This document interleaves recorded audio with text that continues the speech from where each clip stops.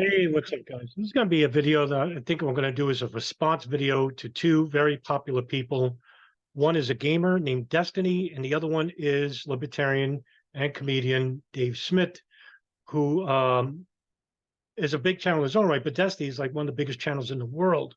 I don't know too much about Destiny. I heard the name from time to time, so I don't know too much about him. Dave Smith, I'm a little bit familiar with. He's more geopolitically inclined than, say, Destiny is. And this started out as a conversation between the two, and I'm just poking my nose in the middle, hoping to play the happy medium because it got a little bit heated. And what I'm going to do is I'm going to show you the exchanges right here. So as you can see, this is Destiny. Okay, can you name some of the egregious crimes that Obama, Clinton, or Bush committed?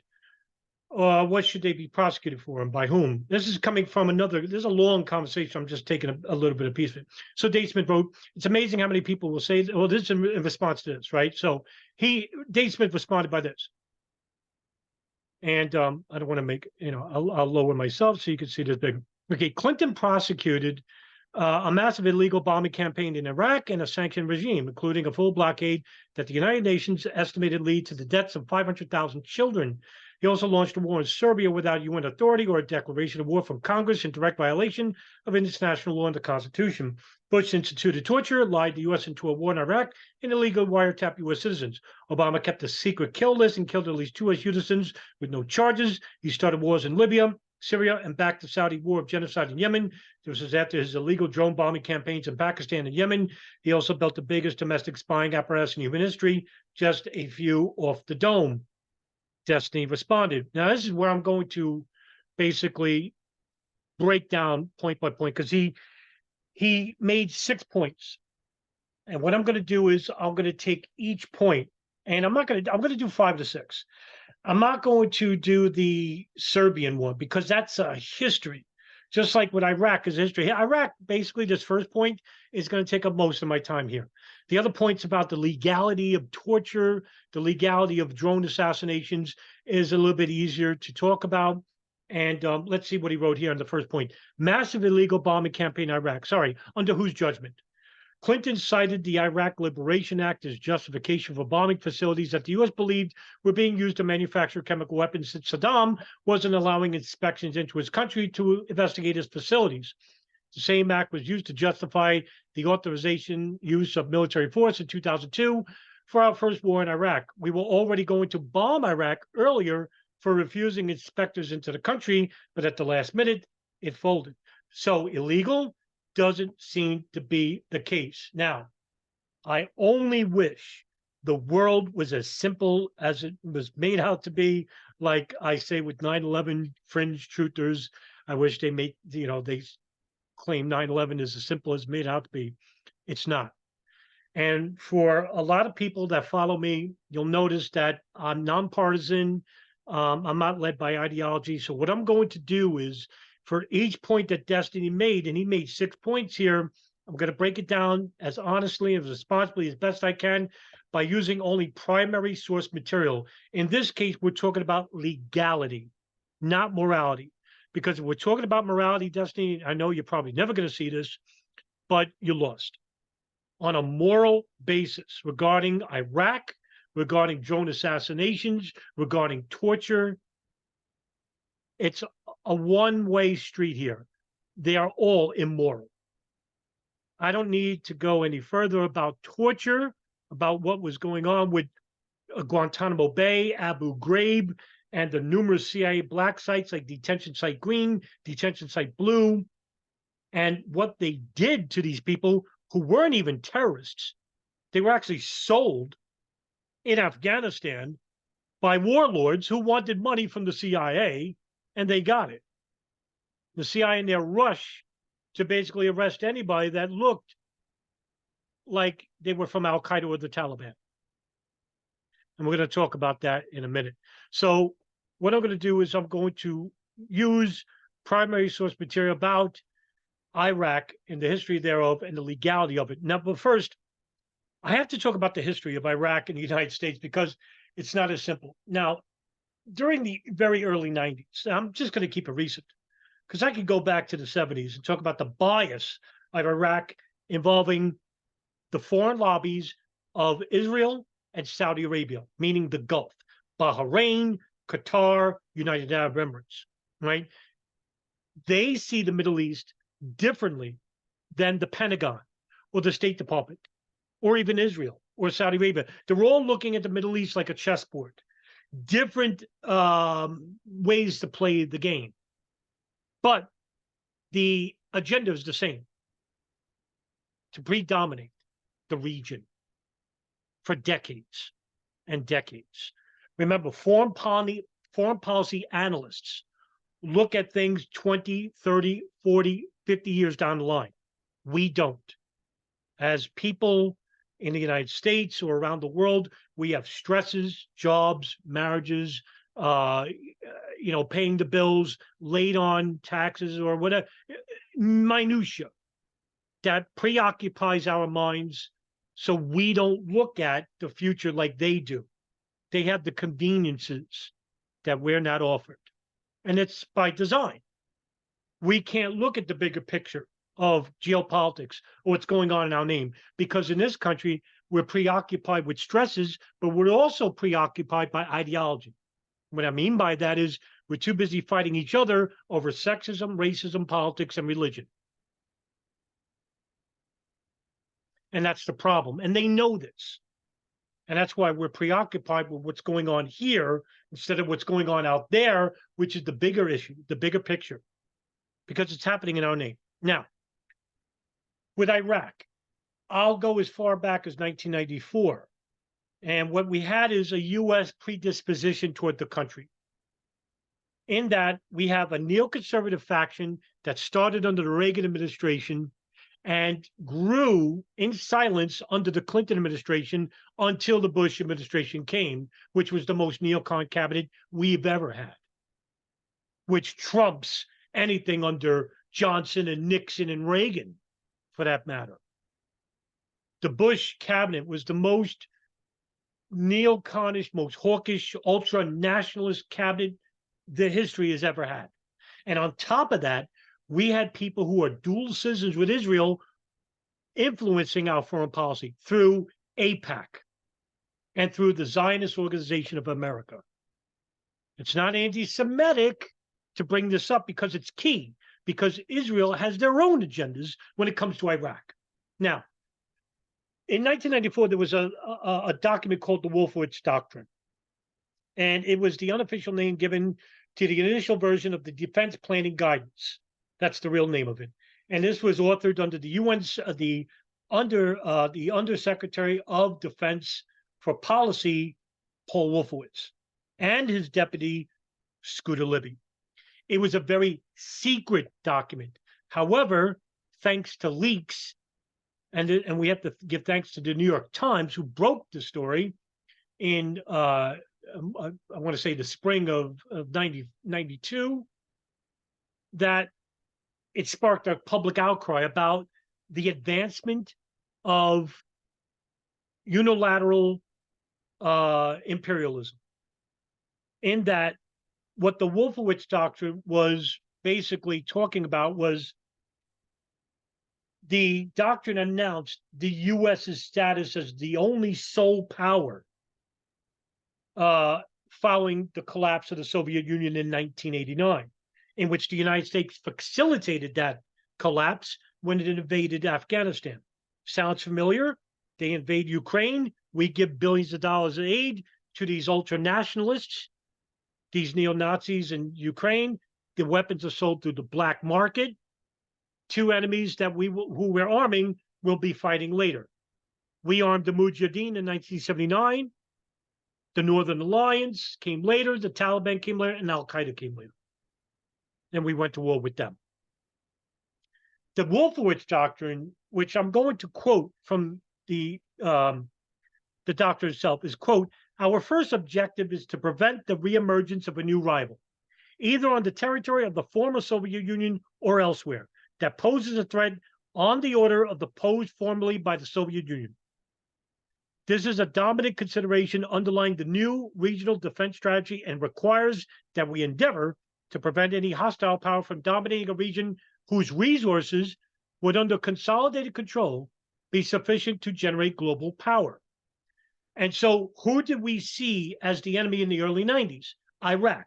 When the World Trade Center was bombed in 93, the neocon cabinet, including, excuse me, the Clinton administration, tried to blame Iraq.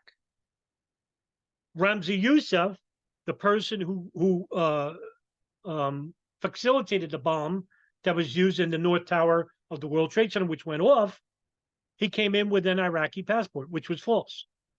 He's actually from Baluchistan, Pakistan. He claimed asylum as an Iraqi citizen.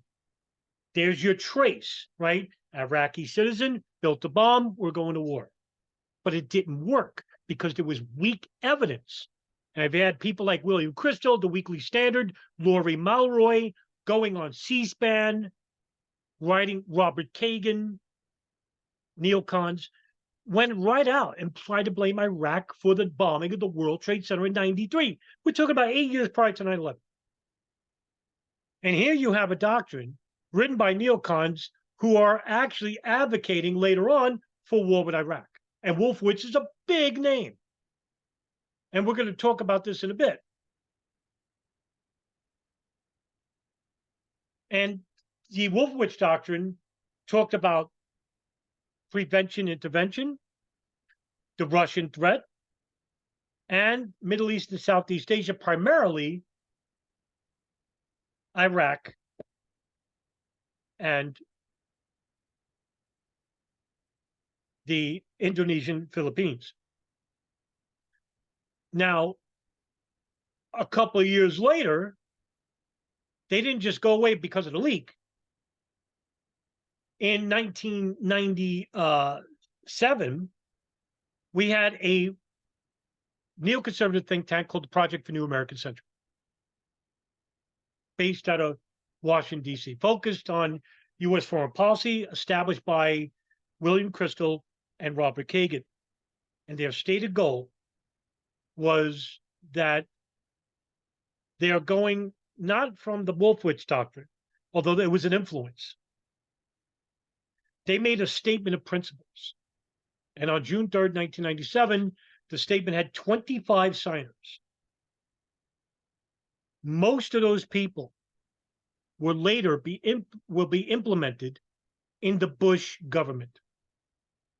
Foreign policy advisors and people in positions of the highest levels of government, including the Vice President, Secretary of Defense, Undersecretary of Defense, Paul Wolfowitz, Dick Cheney, and Donald Rumsfeld. William Crystal, Robert Kagan, what they do in the PNAC doctrine, they call for regime change in Iraq, forced regime change, not just gradual regime change, forced regime change.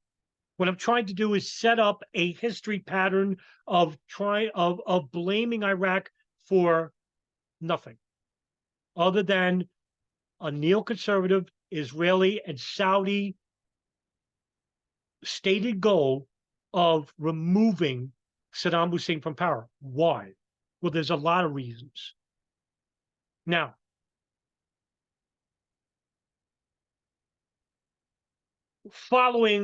I saw you posted that, they were unwilling to cooperate with UN's weapons inspectors. Well, that's not true. I mean, we have former weapons inspector Scott Ritter, who basically went and inspected weapons in Iraq.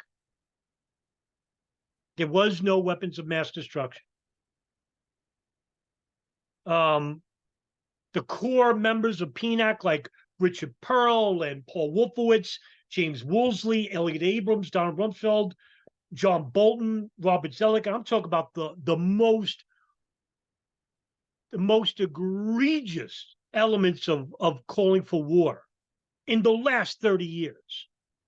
Bolton and Pearl. God's sakes, Destiny. These guys deserve hanging at The Hague. And we're going to talk about that too. We're going to talk about legality. I'm not going to bring that up in a bit, but I want to talk about the history of U.S. policy toward Iraq, because you didn't do that in your response to Dave Smith. What you did was you basically put a bunch of Wikipedia links showing that there was an agreement by U.S. authorities and U.S. officials about why they did what they did in Iraq. That's like going to the arson. That's like investigating an arson and going to the arsonist saying, "Hey, can you investigate your crime?" You should just, I mean, that's really dishonest. Go to the source, which I'm going to do when we talk about legality. But I'm going to talk about the history first. So Clinton did not react. So there was a letter posted by William Christopher Robert Kagan, along with all the co-signers of the PNAC document. All of them wrote this letter to Clinton. Basically, in so little terms, almost threatening Clinton, a president, a sitting president of the United States, to go to war with Iraq. And Clinton didn't bite the bullet. You had the East Africa bombings in 1998. We sent the missile strike to Afghanistan. Bin Laden wasn't there. CIA basically gave information trying to outline an assassination plot. Didn't work. Clinton rejected that. CIA's plans were basically under Michael Scheuer, who was head of the Bin Laden issue station. All of a sudden, Iraq is in a back burner. Clinton wants Bin Laden, but couldn't get authorization, rejected a bunch of plans by the CIA. CIA couldn't basically work with, the principals meetings, leaders of the intelligence and government. It was a big squabble. Lots of ideas. Nobody took advantage until 9/11 happened, right? Now, I noticed that you linked the Iraq Liberation Act of 98, Destiny, which you claim is basically supporting you, that the policy stating that if it should be policy of the United States to support efforts to remove the regime headed by Saddam Hussein from power, and it was signed by law under Bill Clinton, because here he is being forced by these, nefarious elements in the neocon cabinet. And then later on in 2002, the authorization for use of military force against Iraq. And I made a video responding to this, right? Talking about the legality of it. And, it was under 2 minutes because I can't post a minute longer than 2 minutes, but it's not fair. And that's why I wanted to do this video. Now let's talk about the legality of what we talk about when it comes to Iraq. We went to war with Iraq under the authorization to use of military force that you provided the link to. But where did that information come from?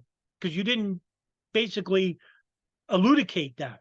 You just posted the link, and it's a long page. The authorization to use of military force of 2002 is a long page. And what are people looking at? I mean, I'm going to assume with conviction that your audience, you could basically get away with, because they're not generally something that they study in terms of geopolitics.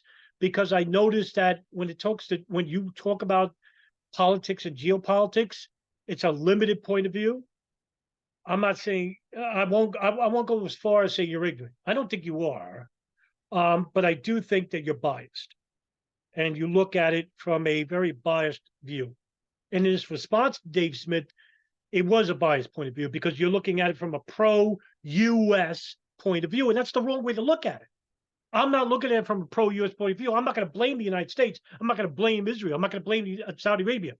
That's not my job. My job is to report and to inform responsibly and properly, without bias.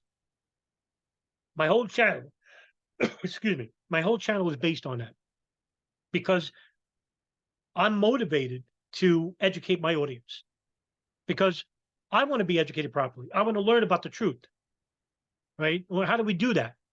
Well, we can't look at the world through, one worldview. We're going to look at it without any worldview, right? With a blank slate. So what happened was that after the 9/11 attacks, we had a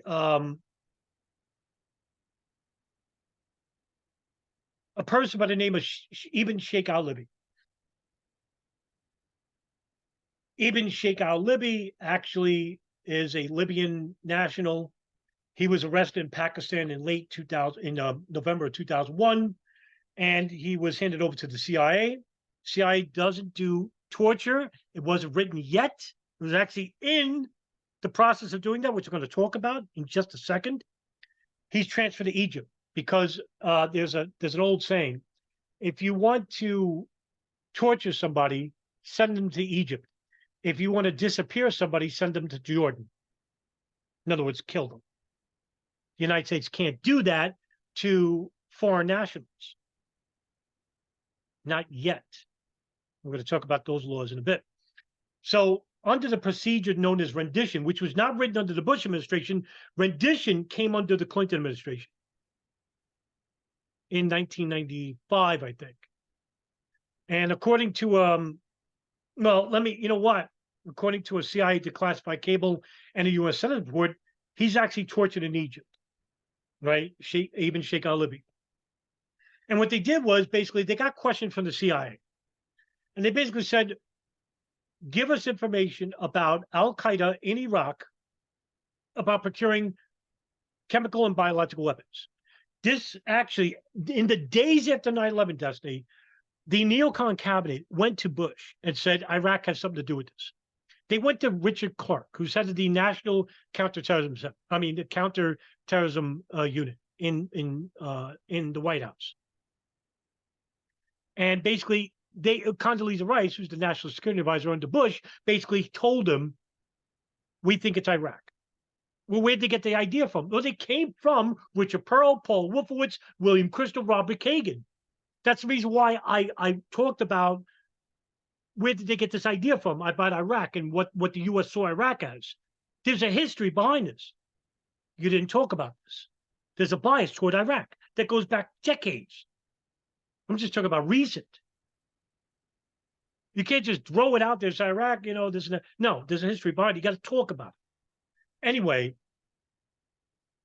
Bush goes to the director of the FBI, Robert Mueller, and says, find a link between Al-Qaeda and Iraq. He comes back, can't find it. So now it's up to George Tenet, the DCI, the Director of Central Intelligence. He tells him, look, I want you to find a link between Iraq and Al-Qaeda. I'm not taking no for an answer. And to show that he's not taking no for an answer, Paul Wolfowitz, along with Douglas Feith, a Bush lackey and a neocon himself, also a finder of the PNAC document, basically create a very limited office called the Office of Special Plans, which basically was about a small unit of people dedicated to finding evidence between Iraq and Al-Qaeda. And they found that link. That link is this person, Ibn Sheikh al-Libi. He's tortured, and then he says to stop the torture that, yes, I have information showing that Iraq and Al-Qaeda were procuring chemical and biological weapons, and it's anthrax and other weapons like ricin and mustard gas and whatnot. What do they do with the information? Do they go and vet the information? No, Destiny. That information goes to the Secretary of State, Colin Powell. Why Colin Powell? Because the public respects Colin Powell. They, imagine Richard Pearl doing it. So Paul Wolfowitz, these old men, haggard shoulders. Colin Powell is respected. He's also African American. He's pandering to the minorities as well. And after 9/11, we could have went to war with Easter Island, and it would have been authorized. 480 votes to none. And maybe Barbara Lee would be the only holdover, because she was, when it comes to Afghanistan. With Iraq, it was an overwhelming vote.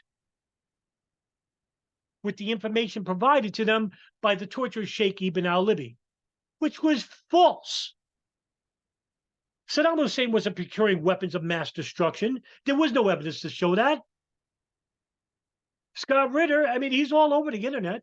Say what you want about his, crimes afterwards or whatever. I'm not interested in that. I'm talking about before that. He was casticized for it. Came out, told the truth. Hey, listen, we went there, United Nations weapons inspectors, and found nothing. Saddam Hussein, basically, he's being forced. Hey, almost every annual quarter, and you got to go do this and this. Meanwhile, you have an entire country that wants to go to war with you. He said, no, the hell with all of you. I would have done the same. That's not saying that Saddam Hussein isn't a tyrant. He is. He's a murderer. Just like Bashar al-Assad is a murderer. Nobody's hands are clean here. But to actually say that Iraq and, it was used and legal, no, it wasn't. Because torture is not legal. Now, let's talk about that, right? Because this is what I want to do. I want to talk about the legality of your position now, okay? Now, when we talk about torture, we got to talk about laws outside the United States, because the United States is not going to prosecute their own. So let's go to the international humanitarian law database. This is what I made, the video. Remember I made a video earlier, this video I made at work, all right? The International Criminal Court Statute. Pursuant to Article, let me blow this up a little bit more because I think it's very important that people need to see. There we go. Pursuant to right here. Pursuant to Article 7(1)(f) of the 1998 International Criminal Court Statute, torture constitutes a crime against humanity when committed as part of a widespread or systematic attack directed against any civilian population with knowledge of the attack. Did we not acknowledge that we were going to invade Iraq? Because Bush Jr. did, announced it days before. Bush Sr. did in the first Gulf War. But we're talking about this recent, okay?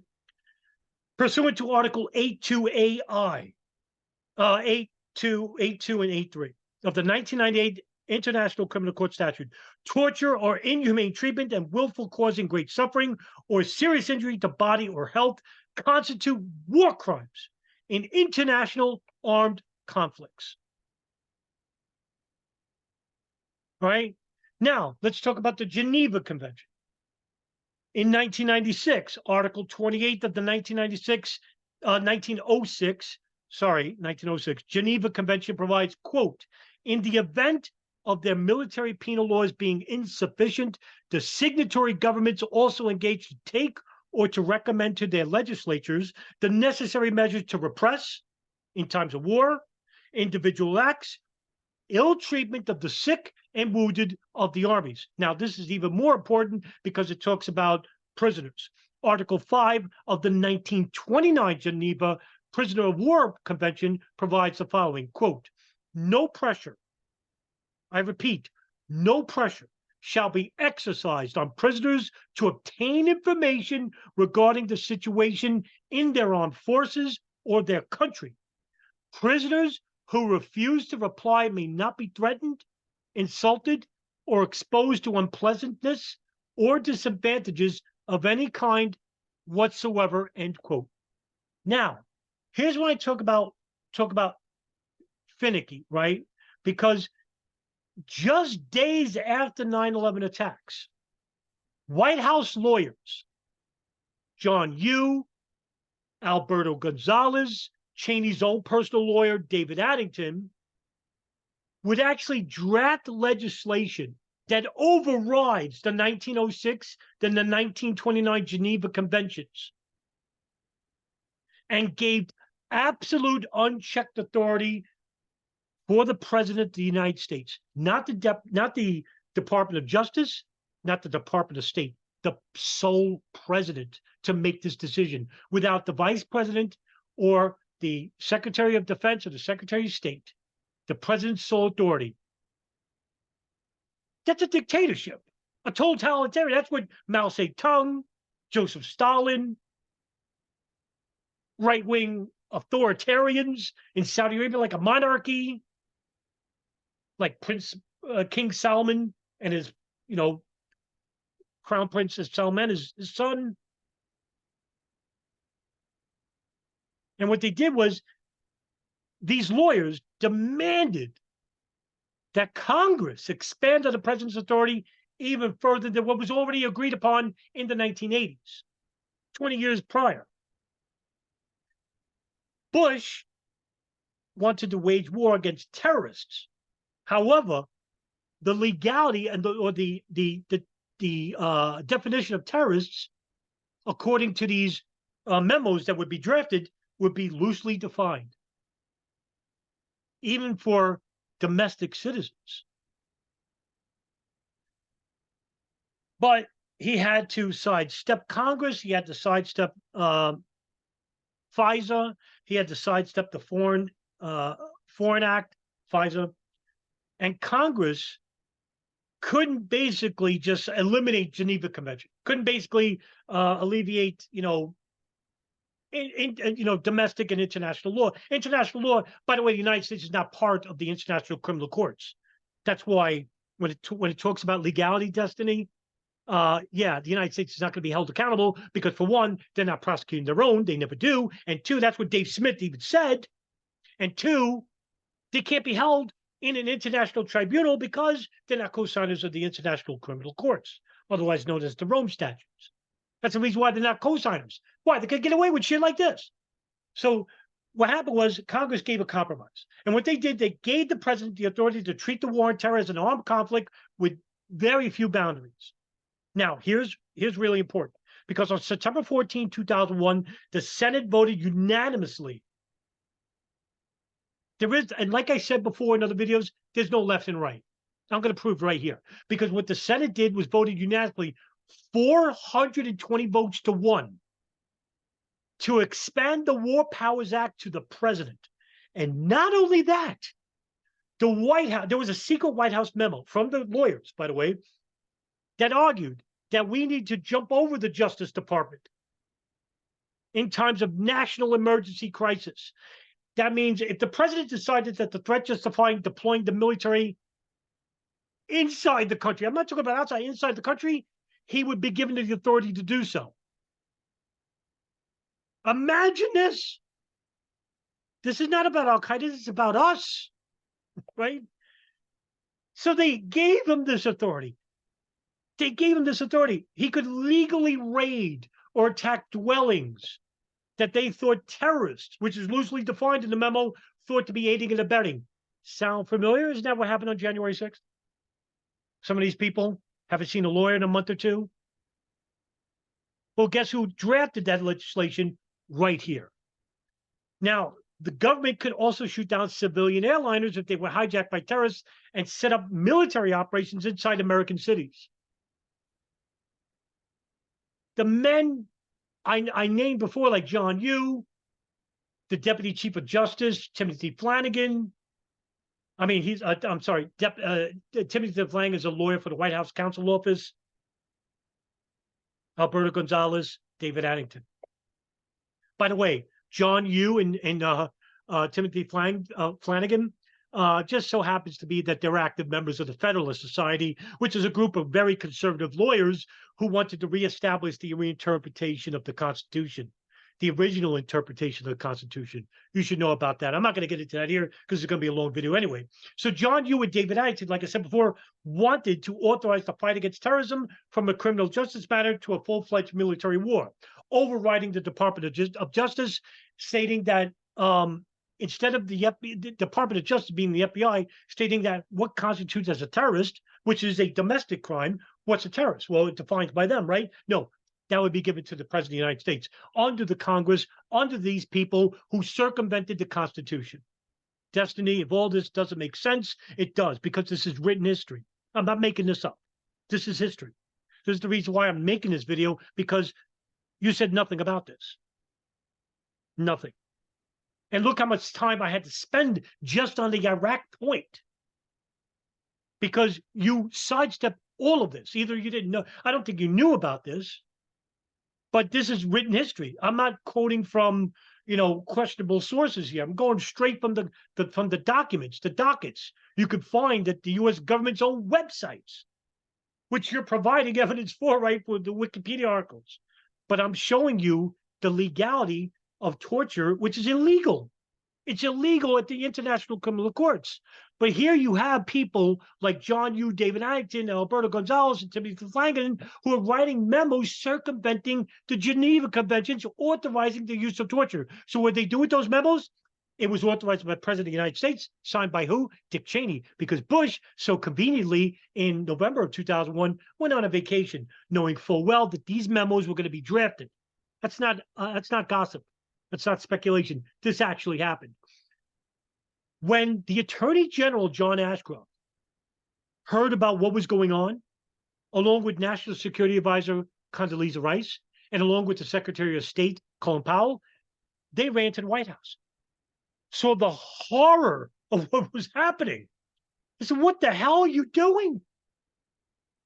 And Dick Cheney, the established bureaucrat he is, unlike his lackey, the President Bush, who's a doofus, Cheney basically said, it's written law authorized by the President of the United States.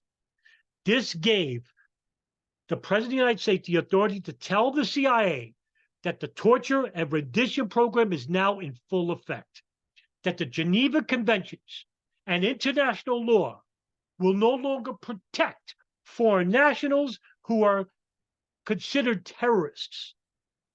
So what do? They go to Afghanistan, they capture all these farmers who are getting paid hand over fist, money they never saw before in their lives, tell them that they were Taliban, Al-Qaeda. We sent them to black sites in Poland, in Germany, in Iraq, places like Detention Site Green, Detention Site Blue. Later on, the Senate committee wrote a report in 2011, 12, stating that everything the CIA did with the full authority of the President of the United States was illegal.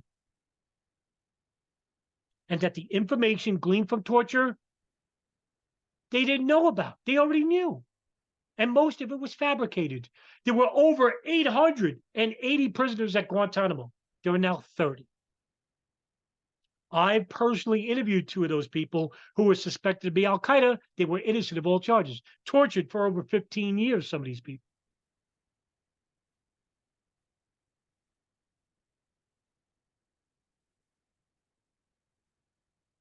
And so let's go back to another point that you made, right?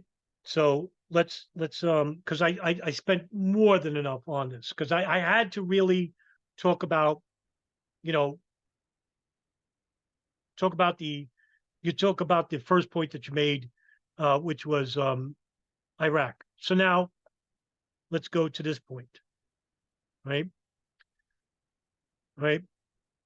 Bush instituted torture, I believe. Obama's statement was that as long as people were acting in good faith, they weren't going to prosecute anyone. Again, we could feel bad about things, but were they illegal? Legal arguments are separate from moral arguments. Correct. But you lose on both fronts. Why? Because I already showed you how it was illegal. And I showed you, and I told you and showed you how the United States circumvented the Geneva Conventions in order to make torture legal in U.S. law. The International Criminal Courts, as I showed you, torture is a war crime. Crime of aggression, war crime. Crime against humanity. There are 5 statutes, Rome statutes, International Criminal Courts go by. 4, lied, the U.S. war into Iraq. Again, it's bad for people to lie, but is it illegal? Is it illegal to push a spin on things? What is the law being broken? Yes, it is against the law, because the information that they gleaned from Sheikh Ibn al-Libi was illegal compared to the International Criminal Courts. It was illegal under the Geneva Conventions. We illegally invaded a country on the pretense that Iraq was procuring chemical weapons with Al-Qaeda. That's false. That information was false. That never happened. Because after we invaded Iraq, authorities went back, saw no chemical weapons, no biological weapons. They went back to Ibn Sheikh al-Libi and said, why'd you lie? He goes, I told you whatever you wanted to hear so that you wouldn't hurt me anymore. Isn't that what happened with these alleged Al-Qaeda operatives like Abu Zubaydah, we tortured for 18 years, kept in Guantanamo still to this day? No, 20 years for him. Not charged with a crime. In 2006, the CIA wrote a report saying they're not even Al-Qaeda.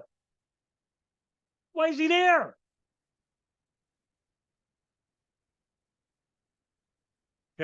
You wrote this point too, right? Killed at least 2 Israelis with no charge. The legal justification for their killing was given due to the broad authorization provided by the authorization use of military force, given to fight the war on terror, which is illegal. The authorization of military force, for instance, also allows the U.S. to detain U.S. citizens without due process if they are suspected of terrorist activities. Right. Now, let's talk about the legality of that point, right? Because we're talking about Anwar al-Aulaqi and his son, Abdul Rahman al-Aulaqi, right? By the way, a lot of this stuff I'm going to, put in the description. All these links I'm using on top of my page, right? So let's share a page here and show you, because I want to show you where I'm getting this information from. Al-Aulaqi versus Leon Panetta, constitutional challenge to killing of 3 U.S. citizens. This is June 4th, 2014, right? Now, you don't need to see my ugly face, right? Okay. In Al-Aulaqi versus Panetta, the ACLU and the CCR charge that the U.S. government's killings of Anwar al-Aulaqi, Samir Khan, and 16-year-old Abdul Rahman al-Aulaqi in Yemen violated the Constitution's fundamental guarantee against the deprivation of life without due process of law. The killings were part of a broader program of targeted killing by the United States outside the context of armed conflict. The program is based on vague legal standards, a closed executive decision-making process, and evidence never presented to the courts even after the killing. Since 2002 and routinely since 2009, the U.S. government has carried out deliberate and premeditated killings of suspected terrorists overseas, in some cases, including that of Anwar al-Aulaqi. The targets were placed on CIA kill lists. By the way, Dave Smith pointed to this, maintained by the CIA and the Pentagon. According to news accounts, the targeted killing program has expanded to include signature strikes in which the government does not know the identity of individuals. Why not? But targets them based on patterns of behavior that have never been made public. In other words, we're not telling you who we're killing, and we're not showing you evidence that they're behind certain things. We think they're terrorists. That's good enough to kill them. By the way, who created the kill list? Covert Black, the head of the counterterrorism center.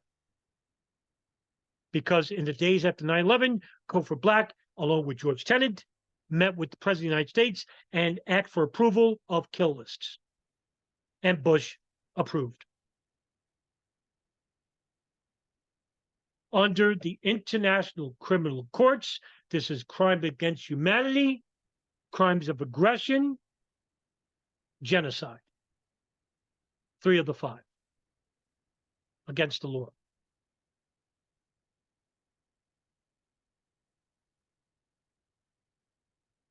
So, Destiny, the points that you raised need to have a context. I don't know you. I don't know if you ever see this video. I doubt it. I'm going to talk to his audience. That's the key point here, is that the audience has to be properly educated and informed about the points that you're raising, that there's a history behind each point. It's not as easy as saying, "Oh, the United States authorized use of military force in 2002. That made it illegal." No. The history behind Iraq, the history behind the authorization use of military force in 2002, the history behind extrajudicial killings overseas, the history behind torture, everything has a history. And I hope that in this video, I condensed it to a point where that history is understood in the simplistic terms I use today. So Dave Smith was right in this context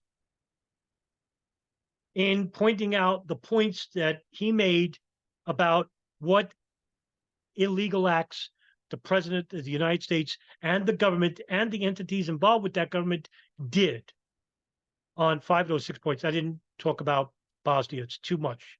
And this video is going to be long as it is. So hopefully people watch this video, share it with Dusty and Dave Smith, and hope they see it, and I hope it basically is informative for you as it was for me. So have a good night, guys, and see you in the next video. Take care, everybody.